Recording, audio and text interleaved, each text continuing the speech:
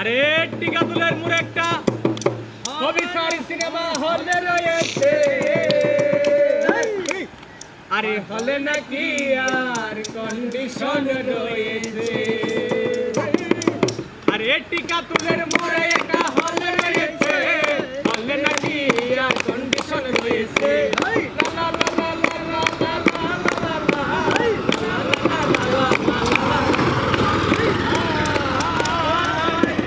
আরে তিনজনের হলে গেলাম দর্শনীতে, দর্শনীর মধ্যে গিয়া দেখি সুন্দর একটি মেয়ে দাঁড়িয়ে আছে।